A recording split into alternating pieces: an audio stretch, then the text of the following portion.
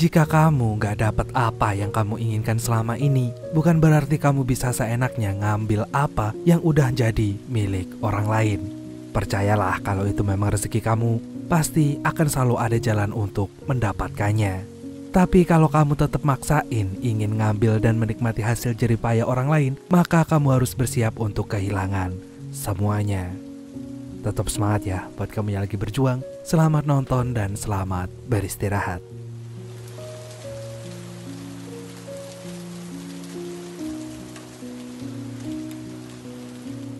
Pria ini namanya Josh. Ia telah menghabiskan setengah dari hidupnya untuk bekerja sebagai seorang manajer di sebuah hotel bintang 5 di New York. Meski telah lama menjalani pekerjaannya itu, Josh gak pernah sekalipun mengeluh apalagi merasa jenuh.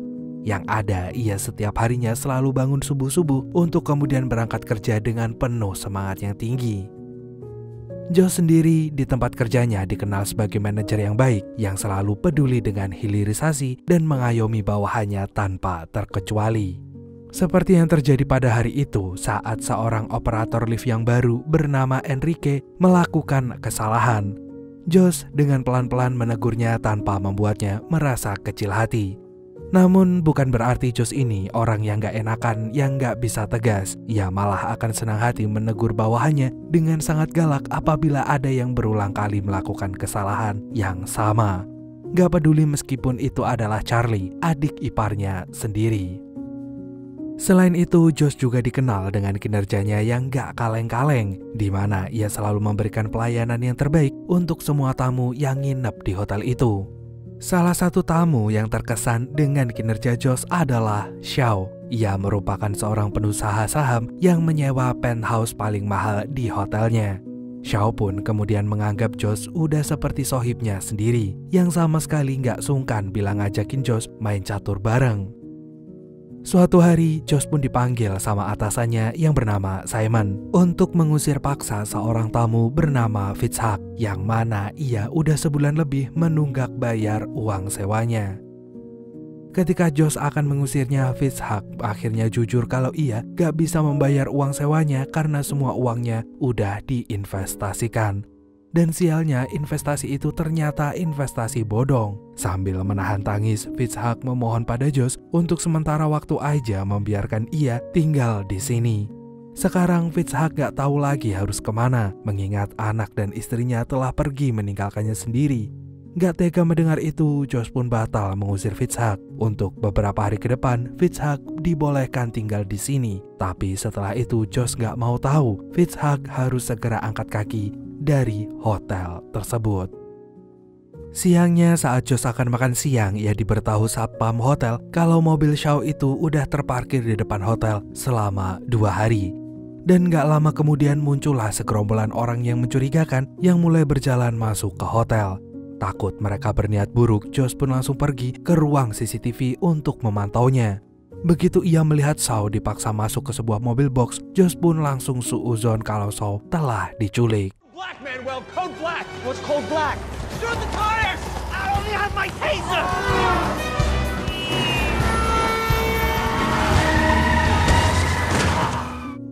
Josh pun seketika tercengang saat seorang FBI bernama Claire menangkap Xiao. Di situ Claire menjelaskan kalau Xiao pantas ditangkap karena ia ternyata adalah pelaku dari investasi bodong yang akhir-akhir ini merajalela menipu masyarakat yang gak berdosa. Padahal selama ini Xiao kelihatannya kayak orang bener. Dan atas kejadian barusan, Josh pun mengumpulkan seluruh karyawan hotel. Sambil berkaca-kaca, Josh memberitahu bahwa dana pensiun mereka telah Josh percayakan untuk dikelola dengan Xiao. Dan kini semua uang itu kemungkinan besar telah hilang, seperti keadilan di negeri Wakanda. Josh ternyata tergiur mempercayakan uangnya kepada Xiao, karena Xiao waktu itu berjanji akan melipat gandakan dana pensiunnya menjadi 3 kali lipat. Begitu mendengar itu, semua karyawan pun langsung merasa kecewa. Apalagi saat tahu Xiao gak langsung dijebloskan di penjara, melainkan malah menjadi tahanan rumah. Dikarenakan Xiao tinggal di penthouse, ia pun akan mendekam di penthouse dengan di bawah pengawasan FBI yang super ketat. Bukannya merasa bersalah dengan apa yang terjadi, Shaw malah sibuk memamerkan mobil Ferrarinya yang mahal itu kepada Claire. Bahkan yang lebih parahnya lagi, ia menyuruh Josh untuk menyiapkan dan menjaga makanannya. Ia mewanti-wanti Josh supaya nggak ada pelayan yang berani meludahinya, apalagi sampai dicampurkan dengan sianida. Dan di luar Naila, Josh mengiyakan permintaan tersebut tanpa membantah sedikit pun. Claire yang melihatnya benar-benar gak habis fikri dengan apa yang Josh lakukan tadi. Seharusnya Josh itu ambil kesempatan untuk menampol Shaw. Sebenarnya tanpa Claire bilang begitu, Josh pun sudah sangat ingin menyentil ginjal si tua bangka tersebut. Atau kalau perlu Josh ingin menendangnya sampai ke sungai Amazon biar habis dimakan sama ikan piranha. Tapi apalah daya, mau sejengkel apapun Josh saat ini, ia harus tetap bersikap profesional dengan pekerjaannya. Besok paginya, Josh pun mendapat kabar dari Charlie kalau satpam hotel yang bernama Lester sedang dirawat di rumah sakit gara-gara ia berniat ingin meet and greet dengan sang pencipta. Rupanya Lester terpaksa berbuat nekat seperti itu karena ia benar-benar udah putus asa dengan hidupnya yang saat ini sama sekali nggak mengantongi uang sepeser pun. Selama ini Lester diam-diam terbujuk rayu untuk selalu menginvestasikan uang gajinya kepada Shaw. Dan sekarang uang itu nggak bisa kembali ke tangannya, bahkan ia pun nggak bisa menikmati dana pensiunnya. Mendengar itu hati Josh serasa teriris. Dalam hatinya, ia bersumpah akan membuat Shaw mengembalikan uang mereka semua, gak peduli walau harus menggadaikan nyawanya. Ketika Josh akan melabrak Shaw, ia kebetulan papasan dengan Fitzhugh yang bersiap akan meninggalkan hotel. Sebagai seseorang yang pernah kerja bareng Shaw, Fitzhugh tahu betul kalau Shaw sengaja melakukan investasi bodong demi bisa menunjang penampilannya sebagai Crazy Rich dan membuat pesta hedon di pantai. Setelah mendengar kenyataan itu, Josh kali ini udah gak bisa lagi menahan amarahnya. Apalagi saat melihat Shaw santai-santai aja saat tahu Lester hampir COD-an dengan malaikat maut. Dan sambil emosi tingkat dewa, Josh pun langsung memukuli mobil Ferrarinya Shaw dengan sangat barbar.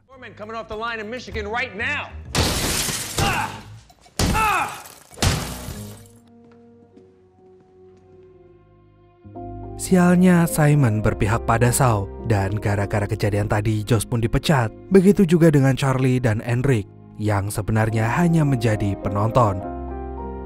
Kabar pemecatan Josh itu tentu saja membuat semua karyawan sangat kehilangan. Josh yang menyadarinya segera meminta mereka semua agar tidak terbawa perasaan. Walaupun ia sudah nggak kerja lagi di sana, Josh berharap mereka tetap selalu memberikan yang terbaik dalam menjalani setiap pekerjaan mereka masing-masing. Setelah itu Josh pun mengejar Charlie yang terlihat dongkol setengah mati. Bagaimanapun juga Charlie belum bisa terima kenyataan kalau dirinya dipecat secara nggak terhormat begini. Apapun yang ingin Josh katakan, Charlie gak akan pernah peduli lagi. Kini Josh hanya bisa duduk termenung di sebuah cafe hidden gem yang suka dibuat nongkrong sista-sista beriPhone boba. Dan gak lama kemudian Claire pun datang menghampirinya. Saat itu juga Josh menyerahkan sebuah dokumen yang diharapkan bisa memberatkan hukuman Shaw. Tapi FBI telah mengetahui itu semua. Claire lalu bercerita tentang perkembangan kasus Shaw yang seolah sedang buntu lantaran mereka masih belum tahu di mana Shaw menyimpan semua uangnya. Dan 3 bulan yang lalu Shaw telah mengosongkan rekeningnya. Entah kemana perginya uang $20 juta itu. Dan kalaupun pihak FBI berhasil menemukannya, belum tentu uang itu bisa dikembalikan pada para korban yang telah ditipunya karena negara akan lebih dulu menyitanya. Berdasarkan cerita dari Claire barusan, Josh pun jadi kepikiran untuk balas dendam atas perlakuan Shaw yang semena-mena dengan mencari dan merampok uang $20 juta itu. Jika keadilan gak berpihak padanya, maka Josh sendirilah yang akan menciptakan keadilan itu sendiri. Pertama-tama Josh pergi menemui Enric, Fitzhugh, dan Charlie agar mereka ikut bergabung merealisasikan ide merampoknya. Gak lama setelah itu, Josh menjelaskan tentang dugaannya yang mengira kalau Shaw menyembunyikan uang $20 juta atau sekitar 312 miliar rupiah itu di berangkas tembok rahasia di dalam penthouse-nya. Karena ketika dulu Shaw merenovasi penthouse-nya, hanya tembok itulah yang tetap Shaw pertahankan. Tadinya Charlie menolak untuk melakukannya, mengingat penthouse Shaw dijaga 24 jam oleh FBI. Belum lagi tempat hotelnya mereka dulu kerja memiliki keamanan yang super ketat. Maka keberhasilan mereka untuk bisa merampok uang itu sangatlah kecil.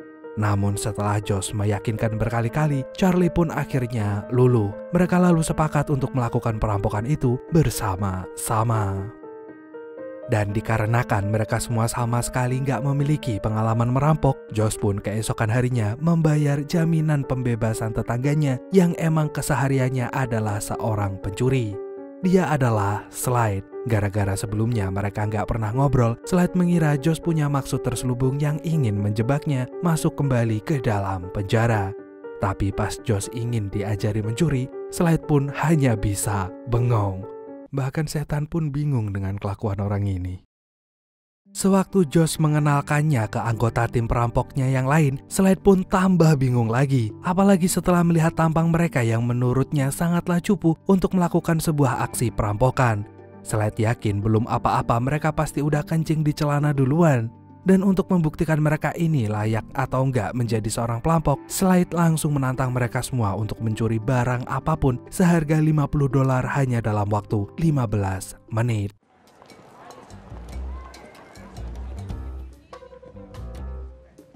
Bella earrings, they're from our Timeless collection.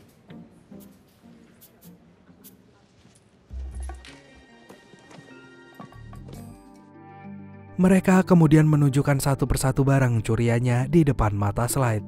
Itu artinya mereka berhasil membuktikan bahwa mereka memiliki bakat terpendam sebagai perampok.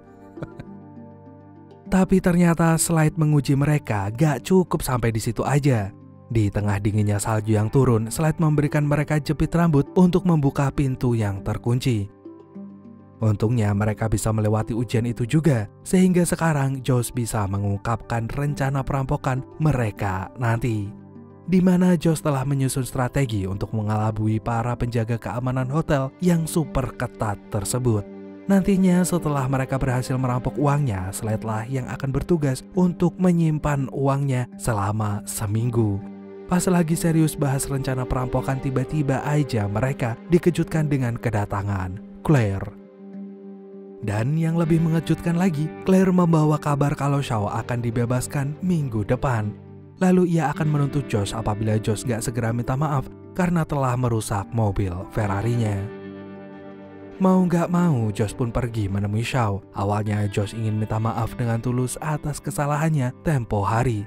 Tapi karena Shaw malah menginjak-injak harga dirinya dan menyuruhnya bekerja sebagai penjaga pintu, Josh pun langsung mengurungkan niatnya itu. Pulang-pulang, Josh pun terlihat sangat kesal. Di tengah kekesalannya itu, Slide memberitahu jika mereka berada dalam masalah besar saat mengetahui ternyata mereka berencana merampok sebuah brankas. Karena seumur hidupnya, Slide juga gak pernah melakukannya. Iya, selama ini Slide hanyalah seorang penculik keras teri. Satu-satunya cara yang bisa mereka lakukan sekarang adalah mencari seseorang yang ahli membongkar brankas. Josh pun kemudian kepikiran dengan pelayan hotel yang bernama Odessa untuk membantu mereka membobol brankasnya nanti. Soalnya seingatnya Josh, ayah Odessa ini adalah seorang tukang kunci. Dan tanpa berkelit-kelit, Odessa malah setuju dengan rencana Josh barusan. Besoknya pas Josh dan Fitzhugh lagi memantau keadaan sekitar hotel, mereka mendapati Charlie sedang berjalan masuk ke dalam hotel. Dan betapa kagetnya Josh saat tahu Charlie ternyata baru ditawarin Simon untuk menggantikan posisinya sebagai manajer. Bagi Charlie lebih baik menerima tawaran pekerjaan itu daripada harus mengikuti Josh jadi perampok. Lagian mereka bukan Robin Hood, mereka cuma manusia biasa yang sedang tersakiti. Sekarang Charlie memperingati Josh dengan tegas kalau sampai Josh tetap nekat melakukan aksi perampokannya, ia nggak akan segan-segan langsung memanggil polisi. Tenang mas, polisi datangnya telat.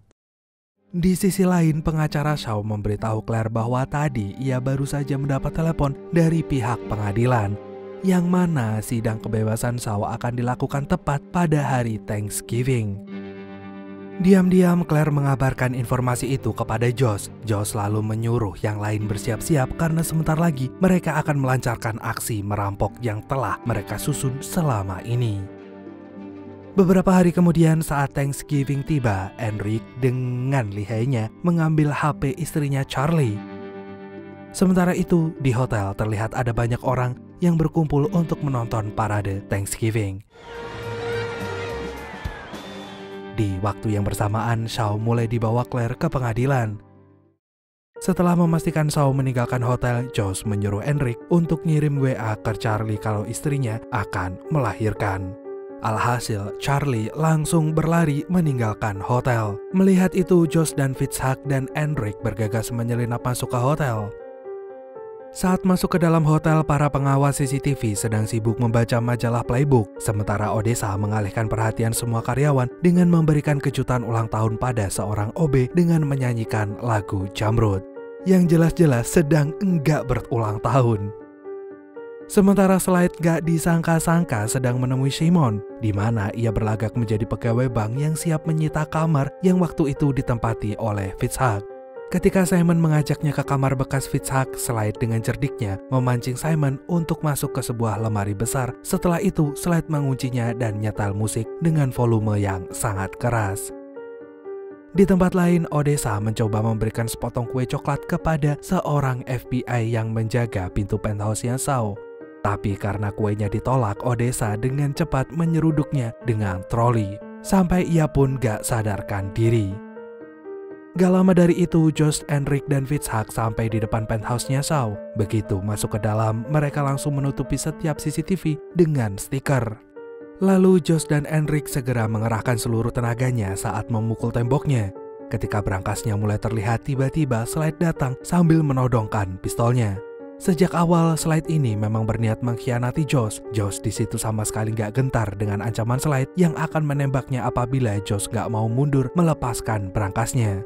Untungnya, Odessa datang sambil menodongkan pistol juga ke arah Slide. Seketika nyali Slide menciut. Slide pun akhirnya bertekuk lutut. Odessa kemudian mulai membuka kode berangkasnya. Dan ternyata berangkasnya kosong seperti isi otak dan hati nurani para koruptor.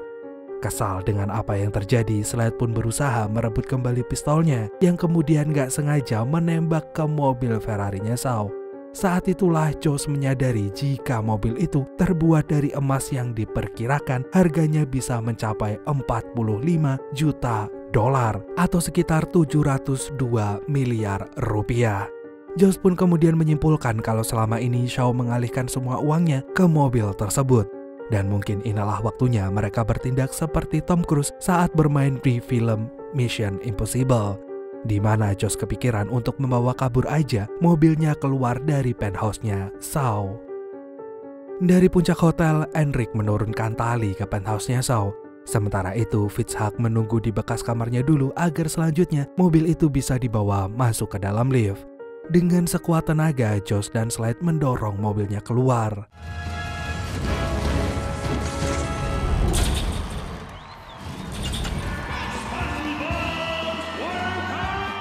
Want to do that. I want to go home now. We ain't lamb.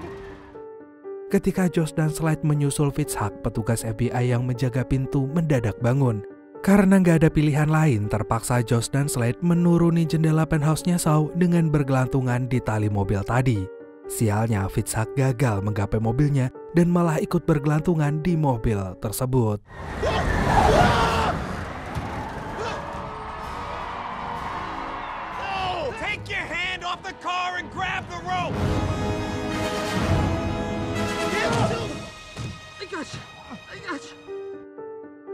Setelah itu, Josh dan Slide masuk ke dalam mobil dan di saat mobilnya diayunkan, Charlie menyuruh Fitzhugh ngambil tali untuk menariknya. Dan alhamdulillahnya mereka berhasil melakukannya. Tanpa membuang-buang waktu, mereka pun segera mencari kunci mobil itu. Tapi yang ada, Josh malah menemukan sebuah bukti yang bisa menjebloskan Shaw ke dalam penjara. Di sisi lain, Shaw dan Claire kaget saat salah seorang petugas dari pengadilan memberitahu mereka kalau hakim menghabiskan liburan dengan putrinya di luar negeri. Rupanya semua ini udah direncanakan Josh jauh-jauh hari. Dengan cepat mereka pun kembali ke hotel, tapi karena jalannya ditutup, mereka harus mencari jalan lain. Sesampainya di hotel, Claire dan petugas FBI lainnya segera naik lift menuju penthouse-nya Shaw.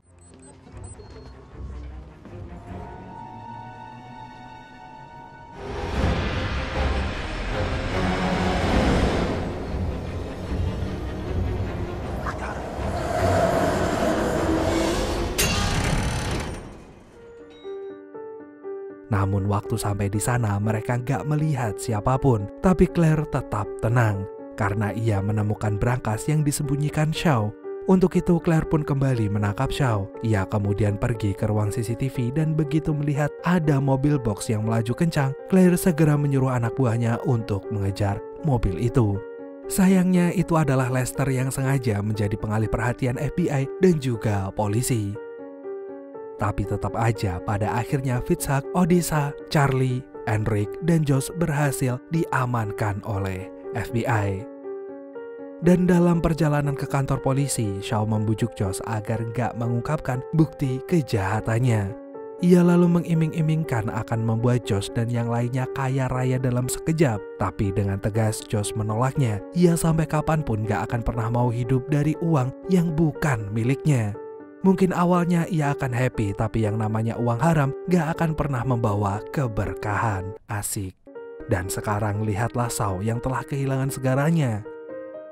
Saat Josh diinterogasi, salah seorang karyawan hotel yang baru lulus menjadi pengacara tiba-tiba datang membelanya. Ia lalu menunjukkan buku catatan Shaw yang bisa menjadi bukti untuk menghukum Shaw yang seberat-beratnya. Ia akan menyerahkan buku itu asalkan Josh dan yang lainnya dibebaskan. Tentu aja pihak FBI langsung menyetujuinya. Tapi karena Josh otak di balik perampokan ini, maka Josh pun harus tetap ditahan. Dan Josh sama sekali gak keberatan dengan keputusan tersebut. Gak lama setelah slide Odessa, Charlie, dan Enric dibebaskan, mereka segera mengambil mobil Ferrari-nya yang ternyata disembunyikan di kolam renangnya Shaw. Dan sesuai dengan amanat Josh, mereka mengirimkan bagian demi bagian dari mobil emas itu ke semua karyawan hotel yang sempat kehilangan dana pensiunan mereka. Meski Josh harus mendekam di penjara selama 2 tahun, setidaknya ia telah menepati janjinya. Dan kini Josh pun bisa tersenyum bahagia mengingat para karyawan yang lain bisa kembali hidup sejahtera.